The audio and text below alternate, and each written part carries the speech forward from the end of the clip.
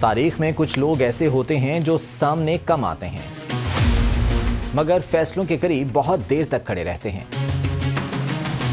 وہ انتخاب نہیں لڑتے، وہ جلسے نہیں کرتے، وہ عوامی نعروں کے لیڈر نہیں بنتے، لیکن نظام کے اندر ان کا وزن اتنا بڑھ جاتا ہے کہ ایک دن اچانک پوری ریاست انہی کے گرد گھومنے لگتی ہے۔ ایران میں مجتبیٰ خامنائی کی کہانی بھی کچھ ایسی ہی ہے۔ السلام علیکم، میں ہوں ذیشان بشیر اور آپ دیکھ رہے ہیں سنو ایکسپلینز۔ سب سے پہلے ایک بنیادی بات کہ ایران کے نئے سپریم لیڈر مجتبیٰ خامنائی کوئی اچانک سامنے آنے والا نام نہیں ہے۔ وہ علی خامنائی کے بیٹے ہیں اور ایران کے پاور سٹرکچر کو دیکھنے والے مبصرین برسوں سے انہیں ایک ایسے شخص کے طور پر بیان کرتے آ رہے ہیں جو پوشیدہ اثر و رسوخ یا بیک روم انفلوئنس رکھتا تھا، یعنی وہ کھلے سیاسی سٹیج کے آدمی نہیں تھے مگر بند کمروں کی طاقت سے ان کا تعلق گہرا سمجھا جاتا تھا۔ میڈیا نے ان کی شخصیت کو لو پروفائل مگر ہارڈ لائنر حلقوں کے قریب قرار دیا ہے۔ مجتبیٰ 1969 میں مشہد میں پیدا ہوئے۔ یہ وہی شہر ہے جو ایران کی مذہبی شناخت میں بہت اہم مقام رکھتا ہے۔ پھر 1980 کی دہائی میں ایران عراق جنگ کا دور آیا اور رپورٹس کے مطابق مجتبیٰ نے نوجوانی میں جنگی ماحول دیکھا۔ بعد میں انہوں نے قم میں مذہبی تعلیم حاصل کی اور ان کا مذہبی مرتبہ حجت الاسلام کے طور پر بیان کیا جاتا ہے، یعنی وہ ٹاپ رینک آیت اللہ نہیں سمجھے جاتے تھے بلکہ ایک درمیانے درجے کے عالم دین تھے۔ یہ نقطہ اس لیے بھی اہم ہے کیونکہ ایران میں سپریم لیڈر صرف سیاستدان نہیں، ایک مذہبی اور آئینی اتھارٹی بھی ہوتا ہے۔ اب یہاں ایک دلچسپ سوال پیدا ہوتا ہے، اگر مجتبیٰ کے پاس نہ عوامی کرزما تھا، نہ کوئی بڑی وزارت، نہ پارلیمان، نہ صدارت، تو پھر ان کا نام اتنا طاقتور کیوں تھا؟ اس کا جواب ایران کے پاور سسٹم میں ہے۔ ایران میں اصل طاقت صرف ووٹ سے نہیں چلتی، وہ چلتی ہے مذہبی اسٹیبلشمنٹ، سیکیورٹی نیٹ ورک، ریاستی وفاداری اور ایکسیس کے نظام سے۔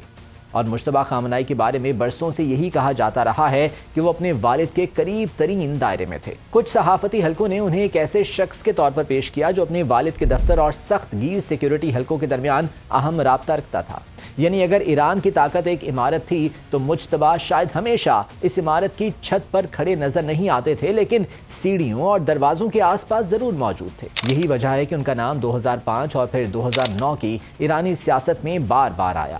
بعض رپورٹس اور مبصرین کا عرصے سے یہ تاثر رہا ہے کہ محمود احمدی نژاد کے عروج میں مجتبیٰ کے حلقے کی پشت پناہی تھی، اور 2009 کے متنازع انتخابات کے بعد جب ایران میں سبز تحریک اٹھی تو مجتبیٰ کا نام سخت گیر قوتوں کے قریب ایک اہم شخصیت کے طور پر لیا گیا۔ اصل بات یہ ہے کہ وہ ایران کے پاور کوریڈور میں ایک با اثر، غیر رسمی اور سخت گیر اور اہم شخصیت سمجھے جاتے رہے۔ 2019 میں امریکہ نے ان پر پابندیاں لگا دیں۔ امریکی محکمہ خزانہ نے کہا کہ مجتبیٰ خامنائی اپنے والد کے دفتر کی نمائندگی کرتے ہوئے IRGC اور بسیج کے ساتھ مل کر ایران کے علاقائی عزائم اور داخلی جبر کو آگے بڑھانے میں کردار ادا کرتے رہے۔ یہ پابندی صرف علامتی نہیں تھی، یہ دراصل واشنگٹن کی طرف سے ایک پیغام تھا کہ مجتبیٰ محض بیٹے نہیں بلکہ پاور سٹرکچر کے ایک اہم کریکٹر ہیں۔ پھر مارچ 2026 آیا، جنگی حالات، شدید علاقائی کشیدگی اور اسی دوران علی خامنائی کی شہادت۔ اس کے بعد ایران کی مجلس خبرگان نے مجتبیٰ خامنائی کو نیا سپریم لیڈر منتخب کر لیا۔ یہ فیصلہ ایک غیر معمولی اور انتہائی حساس وقت میں ہوا اور ایران کے اندر تسلسل کا پیغام دیا گیا، یعنی نظام یہ دکھانا چاہتا تھا کہ قیادت بدلی ہے مگر ریاستی سمت نہیں بدلے گی۔ یہاں اصل سوال یہ نہیں کہ کون آیا، اصل سوال یہ ہے کہ ایران نے اس وقت مجتبیٰ ہی کو کیوں چنا۔ اس کا ایک واضح جواب یہ ہو سکتا ہے کہ وہ پہلے ہی نظام کے اندر قابل اعتماد سمجھے جاتے تھے۔ وہ باہر سے آنے والا چہرہ نہیں تھے، انہیں طاقتور حلقے جانتے تھے، سیکیورٹی ادارے جانتے تھے، مذہبی اسٹیبلشمنٹ ان سے ناواقف نہیں تھی، اور جنگ کے وقت اکثر نظام کسی نئے تجربے کی بجائے تسلسل کو ترجیح دیتا ہے۔ اب یہاں ایک اور اہم بات، مجتبیٰ خامنائی کے بارے میں جو چیز سب سے زیادہ نمایاں ہے وہ ہے ان کی خاموشی۔ وہ روایتی ایرانی انقلابی انداز کے پبلک اوریٹر نہیں رہے، نہ وہ بڑے عوامی خطیب کے طور پر جانے جاتے ہیں، نہ جمعے کے خطبوں کی سیاسی شخصیت کے طور پر، اور نہ ہی انتخابی میدان کے آدمی کے طور پر۔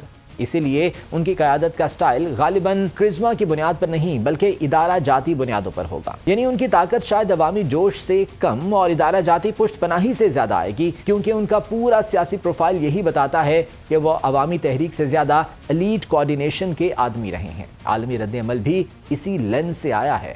امریکی صدر ڈونلڈ ٹرمپ نے کہا کہ وہ مجتبیٰ خامنائی کے انتخاب پر مایوس ہیں اور انہیں امید نہیں کہ اس سے ایران کے مسئلے بدلیں گے۔ اب سوال یہ ہے کہ مجتبیٰ خامنائی کے دور میں ایران کی سمت کیا ہو سکتی ہے؟ یہاں ہمیں حقائق اور اندازے کے درمیان لکیر صاف رکھنی ہوگی۔ حقائق یہ ہیں کہ وہ بااثر حلقوں کے قریب رہے ہیں، حقائق یہ ہیں کہ امریکہ نے انہیں پابندی کی لسٹ میں رکھا ہے، اور حقائق یہ ہیں کہ وہ لو پروفائل مگر اثر رکھنے والی شخصیت کے طور پر جانے جاتے ہیں۔ حقیقت یہ بھی ہے کہ وہ ایک جنگی ماحول میں سپریم لیڈر بنے ہیں، اور تجزیہ یہ کہتا ہے کہ ایسے حالات میں ایران شاید مزید محفوظ سمت اختیار کرے، یعنی ریاست میں سیکیورٹی اداروں، IRGC اور جنگی حساب کتاب کا وزن مزید بڑھ سکتا ہے۔ موجودہ جنگی مرحلے میں IRGC نے فیصلہ سازی میں بہت مضبوط کردار سنبھالا ہوا ہے، اور ایران انڈیورنس کی حکمت عملی اختیار کر رہا ہے، یعنی فوری سمجھوتے کی بجائے دباؤ برداشت کر کے مخالف فریق کو تھکانے کی کوشش۔ اس کا ایک بڑا اثر معیشت پر بھی پڑتا ہے۔ مجتبی کے اقتدار سنبھالنے اور جنگی صورتحال کے بعد تیل کی قیمتوں میں اضافہ دیکھا گیا، یعنی یہاں مسئلہ صرف ایران کی اندرونی سیاست نہیں ہے بلکہ عالمی توانائی مارکیٹ بھی ہے۔ اگر قیادت سخت گیر تسلسل کی طرف اشارہ دے اور جنگی کشیدگی کم نہ ہو تو اس کے اثرات خلیج، تیل، بحری گزرگاہیں اور عالمی معیشت تک جا سکتے ہیں۔ لیکن ایک اور زاویہ بھی ہے، ایران کے اندر مجتبی خامنہئی کی قیادت کو سب لوگ ایک جیسے انداز میں نہیں دیکھیں گے۔ کچھ لوگ اسے تسلسل اور ریاستی بقا سمجھیں گے، کچھ لوگ اسے وراثت کے فلیور کے طور پر دیکھیں گے، یعنی ایک ایسی اسلامی جمہوریت جو بادشاہت کے خلاف بنی تھی اب اسی طرز کے تسلسل کا تاثر پیدا کر رہی ہے۔ کہا جا رہا ہے کہ ان کے نام پر پہلے سے تنقید ہوتی رہی ہے کہ اس سے سابق شاہی نظام جیسی موروثی رنگت پیدا ہو سکتی ہے۔ یہ نکتہ اہم ہے کیونکہ لیجیٹیمیسی صرف آئینی نہیں ہوتی، تصوری بھی ہوتی ہے۔ تو آخر میں بات سادہ ہے، مجتبی خامنہئی کی اصل کہانی صرف ایک آدمی کی کہانی نہیں، یہ ایک ایسے نظام کی کہانی ہے جو بحران کے وقت بیرونی چہرے سے زیادہ اندرونی وفاداری کو اہمیت دیتا ہے۔ اور اب دیکھنا یہ ہے کہ وہ صرف تسلسل کے راہبر ثابت ہوتے ہیں یا ایران کے اگلے مرحلے کی نئی شکل بھی انہی کے دور میں بنتی ہے۔ لیکن ایک بات واضح ہے، ایران میں آج جو شخص سب سے بڑی کرسی پر بیٹھا ہے وہ کل تک سب سے اونچی آواز نہیں تھا، وہ ایک خاموش آدمی تھا، اور شاید اسی خاموشی نے اسے اقتدار کے عین مرکز تک پہنچا دیا۔ آپ کے خیال میں مجتبی خامنہئی کے آنے کے بعد خطے کے حالات بہتر ہوں گے یا وہی پرانا نظام جاری رہے گا؟ اس بارے میں اپنی رائے کا اظہار کمنٹس میں ضرور کیجیے گا۔ مجھے اجازت دیجیے، اللہ نے